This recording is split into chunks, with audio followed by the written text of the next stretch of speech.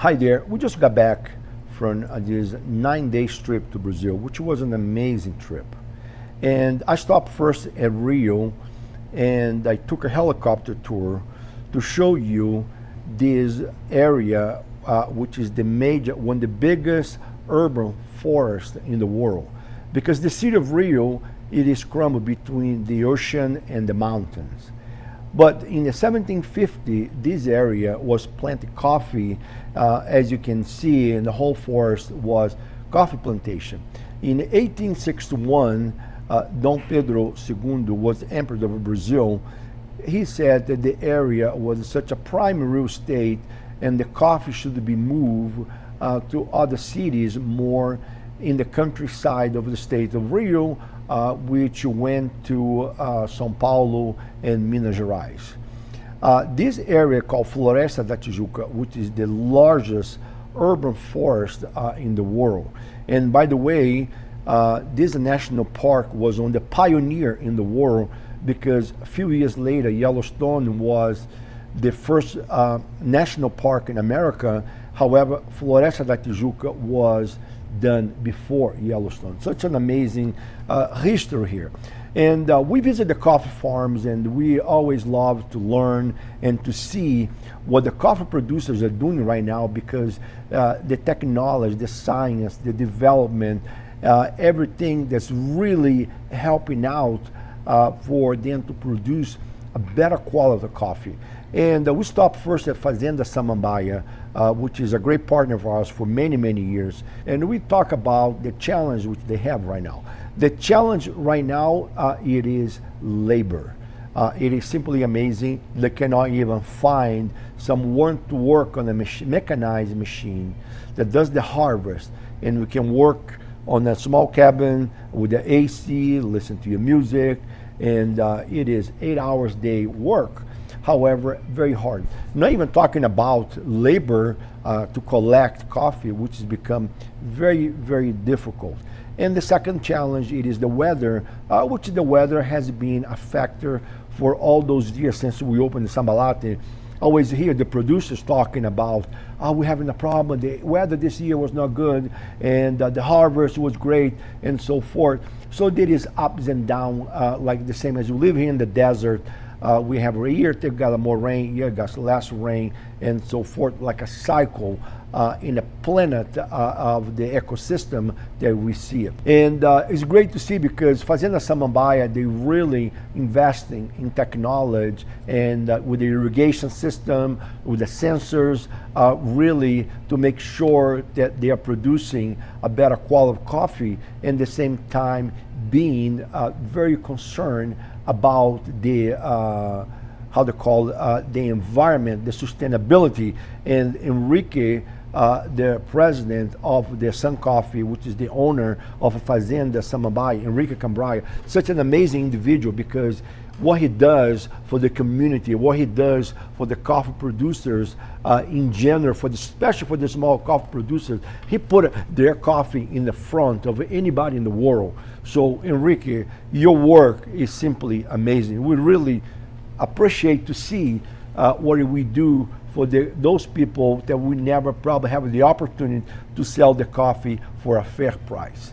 And after we took a drive to Serra das Canastras, this is the first time I ever been in this area. And let me tell you, the area, it is a breathtaking because the whole rolling hills, the mountains and the vegetation and the whole thing, the waterfalls, it is absolutely stunning.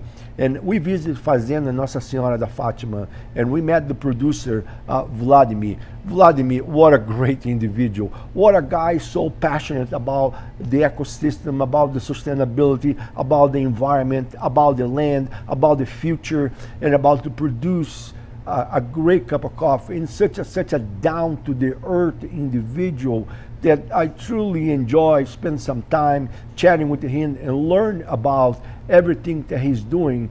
And his farm, the same thing. It is a mechanized farm because if you can have a mechanized farm, you're such in the trouble because you don't have the labor. Your coffee is going to fall off of the tree, and you're not going to have people to collect. Very sad, but that's the reality that we're facing with the labor issue right now. And we went over to Fazenda Santalina. And it is always such a great pleasure to see Tuca. What a great woman.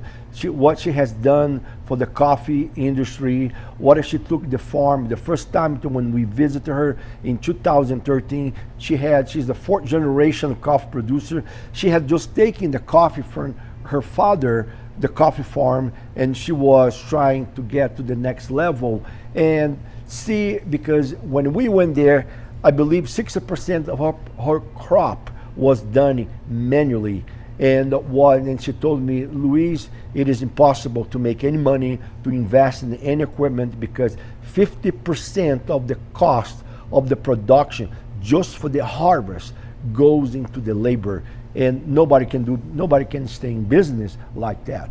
And she started changing the farm, the culture of the farm, and implementing the technology and the mechanized and the equipment. Just for you to have an idea, one person can collect a day about 8 bags in a good day, maybe 10 bags, which is a lot, okay, 10 bags in a day.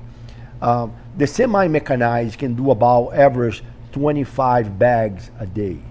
A machine does 128 bags a day.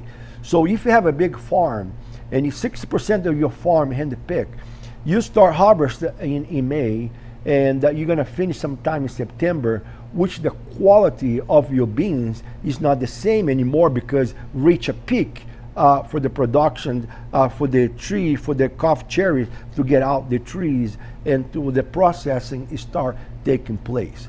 Not only that, the drones fertilize the land. Just to have an idea, a tractor in 1 hour does 1 acre and use about 325 liters of water. And so when you use the drone and you do 1 acre in 10 minutes, and we use only 10 liters of water.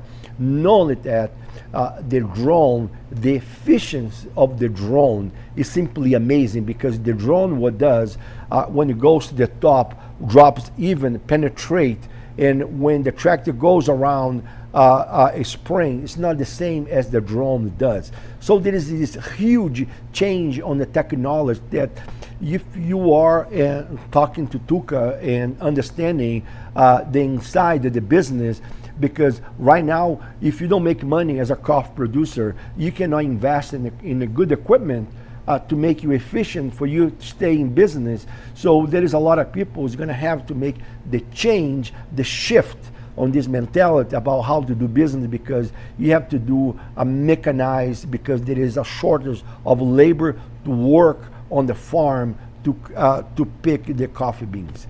Not only that, now it goes like about the same thing about organic, no organic. And there is a big debate about that because I'll give an example. If you have 1 acre, you can produce about, I can remember right now, like an example, if you can produce 20 bags in 1 acre, when you do organic farm, your production drops to 40%.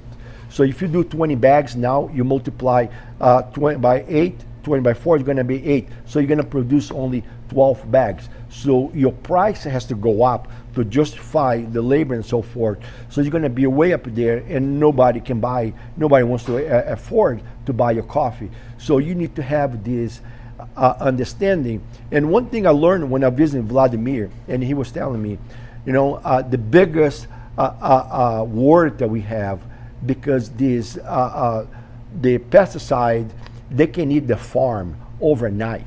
That's the scary thing. And if they get into the farm overnight, they multiply so fast. They can really kill your harvest. And all your hard work that you did for the entire year, it is gone. So there's a lot of stress people don't realize, and they have to be checking during, after the flowering process, and now the coffee beans start getting green and until they mature for the harvest. The thing about the wash or dry, it is you need the land to do it, and because of the turnover.